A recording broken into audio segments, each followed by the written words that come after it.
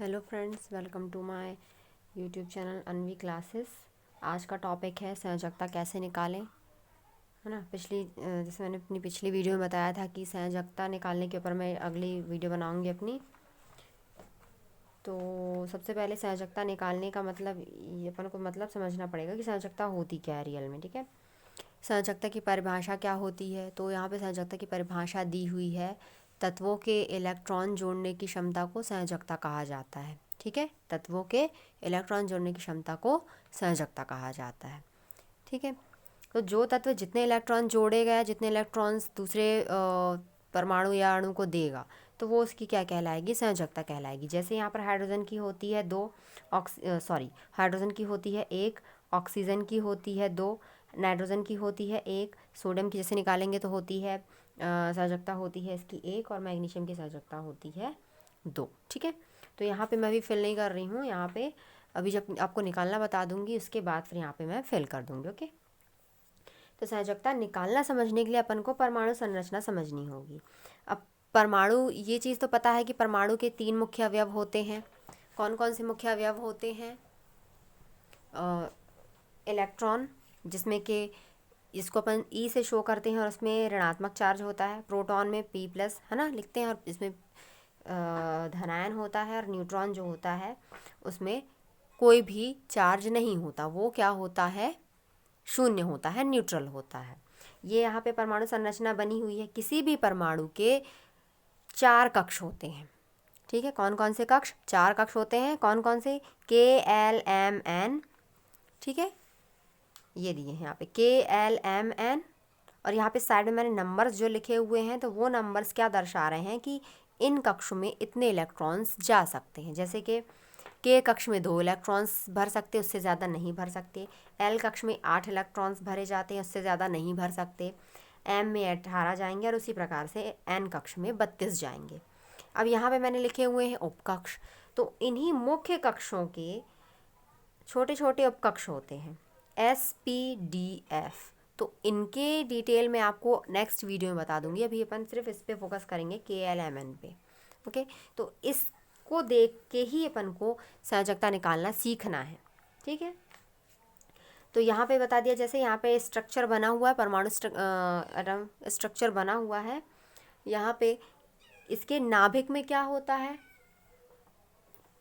परमाणु के नाभिक में होता है प्रोटॉन और न्यूट्रॉन, ठीक है। और अब इसी प्रकार से यहाँ पे इलेक्ट्रॉन जो दिया हुआ है, इलेक्ट्रॉन जो होता है परमाणु के बाहरी कक्षों में चक्कर लगाता रहता है, ठीक है। तो ये चीज़ क्लियर हुई। इसके बाद अपन किस में जाएंगे? संयोजकता निकालने में अपन चलते हैं, है ना। तो संयोजकता निकालते हैं अपन।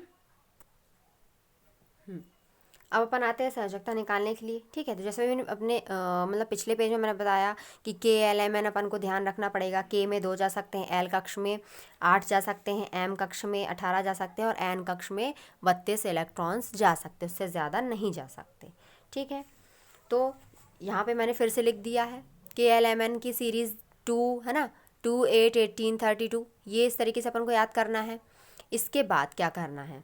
अब जैसे यहाँ पे मैंने लिखा है हाइड्रोजन की हाइड्रोजन की संयोजकता होती है एक, ठीक है। अब और जैसे ये लिख दिया यहाँ पे, नाइट्रोजन की निकाल के अपन देखेंगे। नाइट्रोजन की होती है परमाणु संख्या 7, सोडियम की होती है परमाणु संख्या 11, मैग्नीशियम की होती है जैसे 12, ठीक है। और कोई सा इजी सा ले लेते हैं, जैसे लिथियम, है ना, लिथियम की होती है यहाँ पे 3। तो इतने जो हैं, मतलब ये इजी आपको बता दूंगी, तो आपको और भी सभी तत्वों के संयोजकता निकालते आपको बनने लगेगी, ठीक है। तो आपको संयोजकता निकालते समय सिर्फ 2 चीज़ें याद रखनी है। पहला तो अष्टक नियम याद रखना है। परमाणु का अष्टक नियम क्या होता है कि जब किसी भी परमाणु के बाहरी कक्ष में टोटल 8 परमाणु होते, तभी वो अष्टक नियम मतलब पूर्ण करते हैं, है ना। तो अष्टक नियम के हिसाब से ही, अष्टक नियम को ध्यान में रखते हुए ही दूसरे तत्व जो होते हैं जुड़ते हैं आपस में एक दूसरे तत्वों से, और नए यौगिकों का निर्माण होता है, ठीक है। अष्टक का मतलब क्या है? किसी भी परमाणु के बाहरी कक्ष में 8 इलेक्ट्रॉन होने जरूरी हैं, ठीक है। ये बात आपको माइंड में रखनी है। और साथ में ये जो मैंने नंबर दिए हैं, ये जो नंबर दिए हैं इनको आपको ध्यान में रखना है, ठीक है। अब यहाँ आपका नामकरण कर देती हूँ मैं आपकी ये। तो सबसे अंदर का जो कक्ष होता है वो के कक्ष होता है। कौन सा कक्ष होता है? सबसे अंदर का कक्ष के कक्ष होता है। सबसे सेकेंड नंबर का कक्ष कौन सा होता है? एल कक्ष कहलाता है।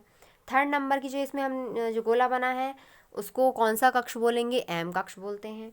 और ये जो लास्ट वाला रहेगा तो वो एन कक्ष कहलाएगा, ठीक है। अभी तो सिर्फ छोटे नंबर ही लिए हैं, तो इनके हिसाब से अपन देखते हैं। सबसे पहले हाइड्रोजन की संयोजकता अपन को निकालनी है। संयोजकता अपन को पता है एक होती है। अब इसकी है ना संयोजकता कैसे निकालना है वो आप देख लो। जैसे अभी अपन को ध्यान में रखना है, हाइड्रोजन की अपन को निकालना है एक। कितनी? एक। तो के कक्ष में कितने इलेक्ट्रॉन जाने चाहिए? के कक्ष में 2 जा सकते हैं, कम जा सकते, कम भर सकते हैं अपन, लेकिन 2 से ज़्यादा नहीं भर सकते। तो के कक्ष ये हो गया, और के कक्ष ये हो गया, एल कक्ष ये हो गया, एम कक्ष ये हो गया और एन कक्ष ये हो गया। तो अपन को भरना तो एक है ना। तो क्या कर देंगे, एक इलेक्ट्रॉन हम यहाँ पर सबसे शुरुआत कहाँ से करेंगे? के से स्टार्ट करेंगे, स्टार्टिंग। तो के कक्ष में हम एक ऐसा बिंदु लगा देंगे हाइड्रोजन के लिए, ओके। सिर्फ किसकी बात कर रही हूँ अभी मैं? हाइड्रोजन की। तो हाइड्रोजन के लिए हमने यहाँ के कक्ष में एक इलेक्ट्रॉन भर दिया। यदि 2 होती तो अपन क्या कर देते? 2 गोले लगा देते। समझ में आ रहा है कि जितने इलेक्ट्रॉन्स रहते हैं अपन को उस कक्ष की लिमिट देखते हुए उतने ही इलेक्ट्रॉन्स अपन को गोले बना के फिल करने होते हैं इसमें, ठीक है। तो इसी प्रकार से अब क्या है, इसके बाहरी कक्ष में अपन को देख लेना है। बाहरी कक्ष भी यही कहलाएगा। तो इसके बाहरी कक्ष में कितने इलेक्ट्रॉन्स अपन को दिखाई दे गए? एक। तो बाहरी कक्ष में एक इलेक्ट्रॉन है, ठीक है। तो नॉर्मल सी बात है, बाहरी कक्ष में जितने इलेक्ट्रॉन्स हैं, ऐसे गोले भरने के बाद बाहरी कक्ष में जितने इलेक्ट्रॉन्स बचते हैं, जितने भी इलेक्ट्रॉन्स बचते हैं, तो अपन उसको उसकी क्या बोल देते हैं? संयोजकता बोल देते हैं। क्या बोल देते हैं? संयोजकता, ठीक है। तो यहाँ से अपन को हाइड्रोजन की संयोजकता कितनी निकल आई? बाहरी कक्ष तो इसका यही कहलाएगा ना, पहला आखिरी कक्ष यही कहलाएगा इसका।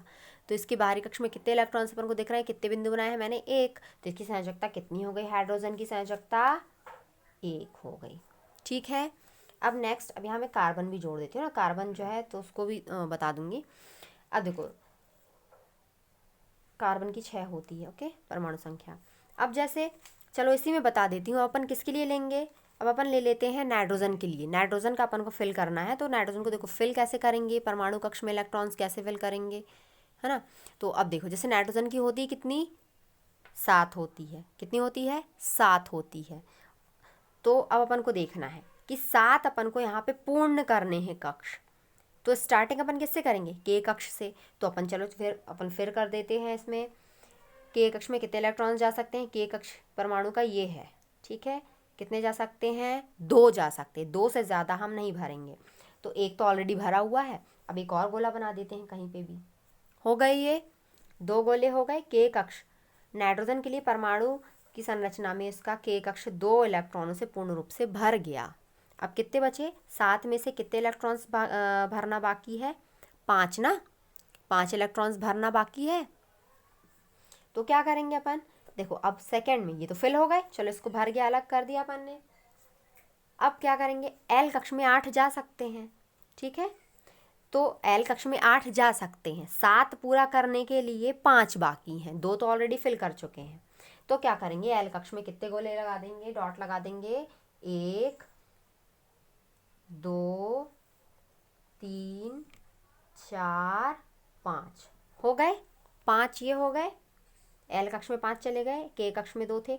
टोटल कर लेते हैं। 1 2 3 4 5 6 7 हो गई। ये परमाणु की संख्या नाइट्रोजन की 7 हो गई, 7, ठीक है। अब ये देखना है कि यहाँ पर 5 दिया हुआ है। तो कभी भी याद रखना आप लोग, क्या कभी भी याद रखना, यदि इस टेक्निक में ऐसे गोले बना के भरते समय, इलेक्ट्रॉन भरते समय, यदि नंबर कभी भी बाहरी कक्ष में यदि कभी भी 4 से ज़्यादा इलेक्ट्रॉन्स होते हैं तो उसको अपन को क्या करना होता है? अष्टक में से घटाना होता है। क्या करना होता है? अष्टक में से घटाना होता है, ठीक है। तो यहाँ कितने बच जाएंगे?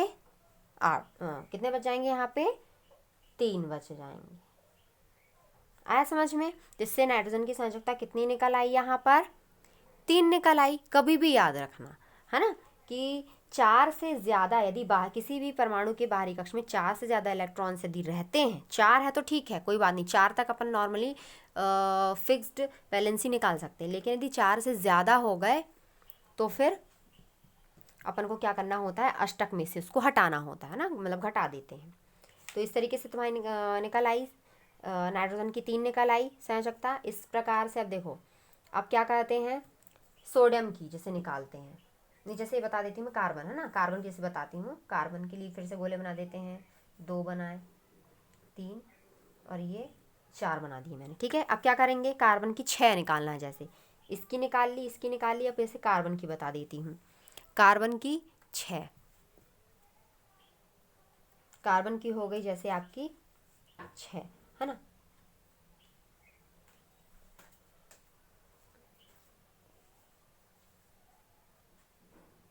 तो के कक्ष में 2 जाएंगे और बचा एल कक्ष, एल कक्ष में कितने चले जाएंगे, 8 भर सकते हैं। तो 6 में से 2 भर दिए हैं हमने के कक्ष में, तो 6 में से 2 भर दिए, कितने बचे, 4। तो कार्बन के ये बाहरी कक्ष में कितने बचेंगे इलेक्ट्रॉन्स, 4, ठीक है। तो इसके बाहरी कक्ष में कितने इलेक्ट्रॉन्स हैं, 4, तो इसकी संयोजकता कितनी आ गई, कार्बन की संयोजकता हो जाएगी यहाँ पे 4, ठीक है। इसको घटाना नहीं पड़ेगा अष्टक से, 4 है, 4 मतलब फिक्स रहती है। अब उम्मीद है कि आपको कुछ तो समझ आया होगा, है ना, कि इजी तरीका है, बिल्कुल इजी तरीका, गोले बनाओ, संयोजकता सॉरी परमाणु संख्या याद रखो और संयोजकता निकालना, बस अष्टक नियम का ध्यान रखते हुए और ये KLMN की संख्या याद रखते हुए।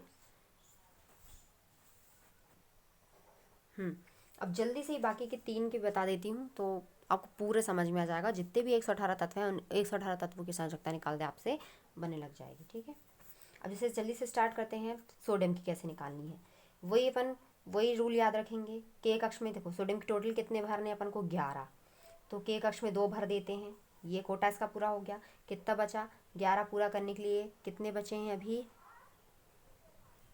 अब देखो 2 यहाँ तो ऑलरेडी भर चुके हैं, ठीक है। तो अब एल कक्ष में अपन बढ़ेंगे, 8 जा सकते हैं, एल कक्ष में भरते हैं,